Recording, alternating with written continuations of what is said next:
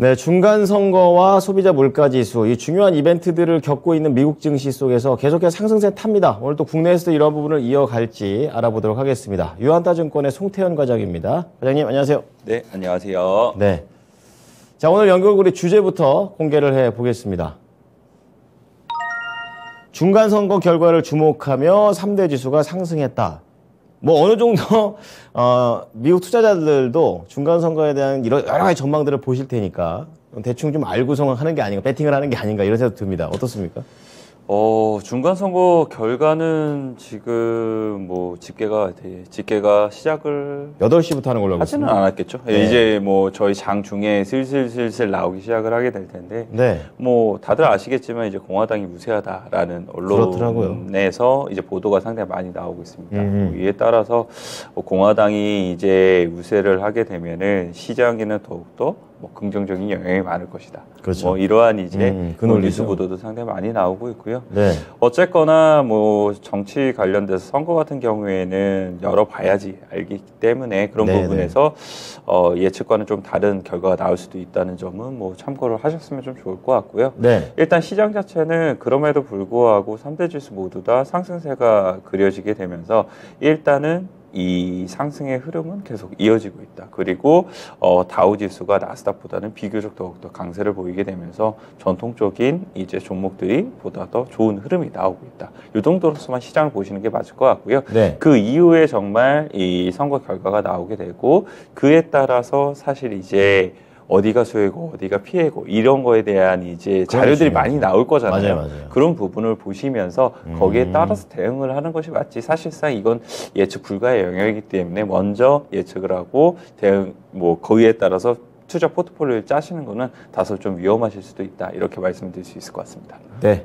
보고 움직이자 이렇게 얘기를 해주셨고요. 그렇다면 이제 시장에서 나오는 전망들을 준비 좀 해오셨는데 어떻습니까? 일단은 시장에서 나오는 전망을 보게 되면은 첫 번째로는 이제 지수 관련된 부분이 나올 수 있을 것 같아요. 네.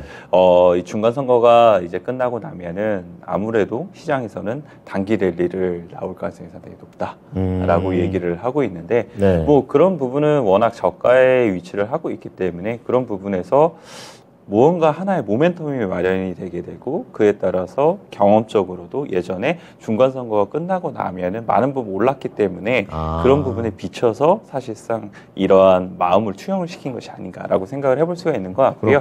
모건 스탠리 같은 경우에는 중간선거가 단기적인 이 주가 상승의 가능성이 충분히 가지고 있다라고 얘기를 하고 있는데요. 이 공화당 상하원에서 결정적인 지배력을 확보를 하게 되면은 이에 따라서 장기물 국채 이 상승 효과를 주게 될 것이다 라고 얘기를 하고 있습니다. 예. 이제 민주당이 공격적인 재정 지출의 정책을 계속적으로 펴왔었었는데 그것이 공화당이 이제 재질가 들어갈 가능성이 생기게 될 바뀌는 거고 거죠, 그럼? 예, 이 국채 관련돼서도 공급이 축소가 나오기 시작을 하게 되면은 국채 가격은 오히려 올라가게 되고 국채 금리는 반대로 떨어지게 될 것이다. 이것이 이제 증시에는 좋은 모멘텀으로 나오게 될 수 있다라고 모건 스탠리에서는 얘기를 했고요. LPL에서는 아까 제가 말씀을 드린 것처럼 1950년도 이후에 이 중간 선거의 이듬해에 18번 중에 18번 모두 다 이제 상승이 나왔다. 이런 뭐 이야기가 하고 있습니다. 네. 중간 선거 이후에 1년간 S&P 500의 평균 주가 상승률을 보게 되면은 14.7%를 기록을 했기 때문에 뭐 이번에도 이러할 가능성이 높지 않겠느냐. 라고 긍정적인 메시지를 던졌던 거였었고요. 그랬군요. 선거 종료에 따라서 정책의 불확실성이 이제 해소가 되는 부분이 있게 될 거고, 이 중간 선거로 집권당이 의회의 장악력을 잃게 될 경우에는 대통령 선거 이후에 이루어진 정책 노선을 수정할 기회로 삼게 되면서 더 좋은 결정을 할 수 있게 된다. 라는 부분에 의해서 이 S&P 500의 지수가 상승이 나왔다라고 얘기를 하고 있습니다. 그래서 만약 지금 시장에서 예측을 한 것처럼 공화당이 이제 더 상하원에서 다수당으로 되게 되면은 이런 부분에 일단 선제적인 조건은 뭐 달성을 할 수 있게 된다라고 보시면 될 것 같고요.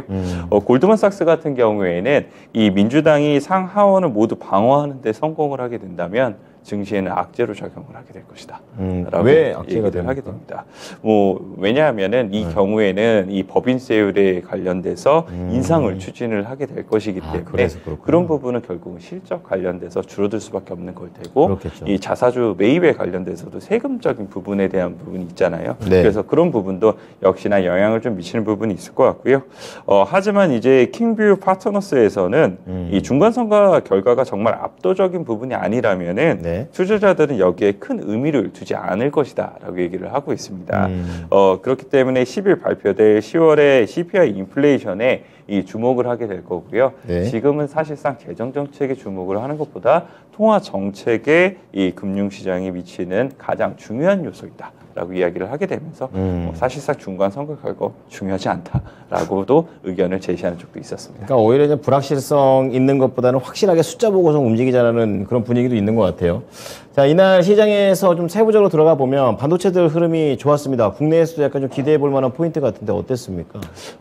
계속적으로 반도체 지수가 상승이 나오고 있습니다. 네네. 필라델피아 반도체 지수가 한 2% 정도의 상승이 나오고 또 있고요. 올랐더라고요. 이런 부분은 달러 약세가 일단은 나오게 되고 그리고 경기 둔화가 일부 완화될 수 있다라는 이러한 이제 두 가지가 맞물리게 되면서 이제 재고 자산을 많이 가지고 있는 반도체 쪽이 그럼 좋아질 수 있지 않겠느냐 이러한 쪽으로 연결이 되고 있다라고 보시면 될 것 같고요. 네.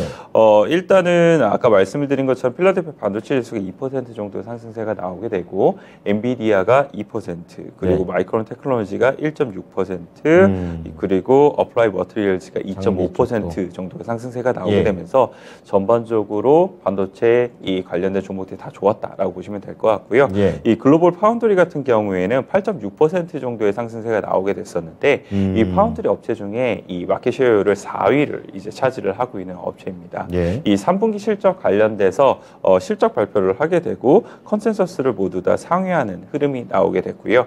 그리고 4분기 이 가이던스 같은 경우에는 이 매출액 같은 경우에 컨센서스 대비 조금의 이 못 미치는 이런 컨센서스 제시를 하기는 했지만 네. EPS를 역시나 컨센서스 대비 잘 제시를 하게 되면서 반도체 업황 안 좋은 거 아니었어?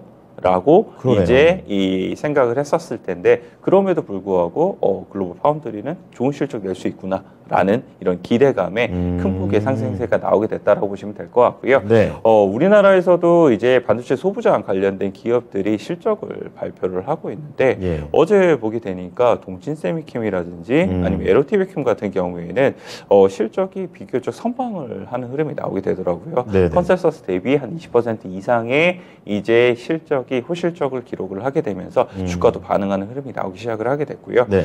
계속적으로 반도체에 관련돼서 투자에 대한 심리가 많이 좋아지고 있는데 실적에 대한 모멘텀을 또 가져갈 수 있을 만한 종목들 같은 경우에는 지금 구간에서 충분히 관심을 가져봐야 되지 않나 이렇게 생각해 볼 수 있는 것 같습니다. 반도체 관련해서 무조건 이제 업황이 안 좋다라고만 얘기를 많이 좀 들었었는데 그렇지도 않은 모습들 좀 세부적으로 봐서 종목을 선택해 봐야 될 것 같습니다. 자, 그 다음에는 종목 개별적으로 넘어가 보겠는데 태양광 관련된 종목 가져오셨네요. 네, 태양광 하게 되면은 사실 네. 지금 중간 선거 결과에서 공화당이 압승을 하게 되면 IRA 법안 바뀔 수 있고 그럼 태양광 안 좋은 거 아니야? 그렇죠. 라고 이제 생각을 하셨을 그렇죠. 텐데 예. 그럼에도 불구하고 어제 태양광 섹터가 전반적으로 다 강했습니다. 그럼 선거 결과가 그렇게 중요하지 않다는 건가 봐요. 뭐 일부에서는 IRA 법안이 변경될 수 있는 여지 자체가 제한적이기 때문에 그렇게 큰 영향을 미치지 않는다라고 이제 이야기를 하고 있고요. 그렇죠. 그리고 IRA 법안 관련돼서 우려감 때문에 태양광 섹터도 많은 부분 조정을 받았기 때문에 그런 부분에서 충분히 반등이 나올 수 있다라고도 얘기를 하고 있습니다. 그렇군요. 그래서 태양광 섹터가 어제 이 태양광 ETF가 3.6% 정도 상승이 나오게 됐고요. 이 썬런 같은 경우에 4%, 인페이지 에너지가 4%, 그리고 솔라이치 테크놀로지는 19% 정도의 상승이 나오게 됐는데요. 그렇죠. 3분기 실적 관련돼서 발표를 했던 부분이 있었습니다. 이 솔라이치 테크놀로지의 3분기 실적을 보게 되면은 이 매출액은 컨센서스를 상회를 하게 되고 네. EPS EPS 같은 경우에 컨센서스를 하회하는 흐름이 나왔습니다. 아, 그건 혼조군요. 네, 노스랜드 캐피탈에서는 예. 이 EPS가 하회하는 실적을 발표하기는 했지만 실적의 부진의 대부분이 환손실 관련된 부분 때문이었다라고 얘기를 하고 있습니다. 네. 그래서 태양광 사업 관련돼서 수요가 계속적으로 긍정적이기 때문에 사실상 4분기 때 실적에 대한 부분이 좋아질 수 있는 부분이 충분히 가지고 있다라고 얘기를 하고 있고요. 예.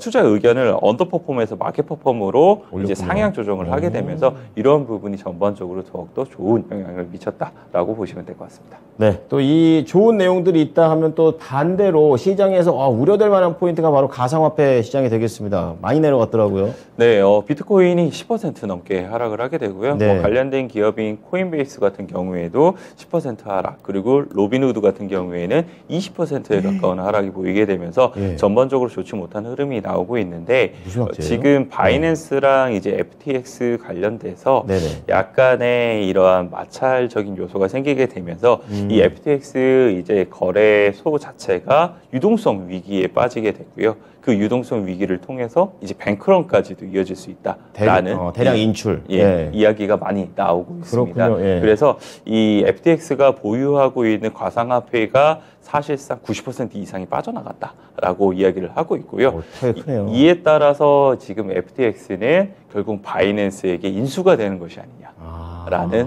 이제 이야기도 많이 나오고 있습니다. 그래서 이제 바이낸스가 이제 FTX의 인수에 대한 부분을 트위터에 올리게 되고 네. 이에 따라서 비트코인 가격이 반등이 나오기도 했었었는데 그 이후에 나온 내용을 보게 되면은 투자 의향서에 불과하기 때문에 언제든지 다시 손을 뗄 수 있다. 라는 보도와 함께 다시 한 번 더 비트코인 가격은 급락이 나오기 시작을 하게 되었다라고 보시면 될 것 같고요. 예. 가상화폐 관련돼서는 뭐 계속적으로 좋지 못한 흐름이 나오지 않을까 이렇게 생각을 해볼 수 있는 것 같습니다. 그래서 국내에서도 비트코인 관련된 종목들이 있게 될 텐데 네. 관련돼서 보수적인 관점을 가지셔야 되지 않을까 이렇게 생각해 볼 수 있는 것 같습니다. 네. 자, 마지막으로 실적으로 시간 외에 나왔던 내용입니다.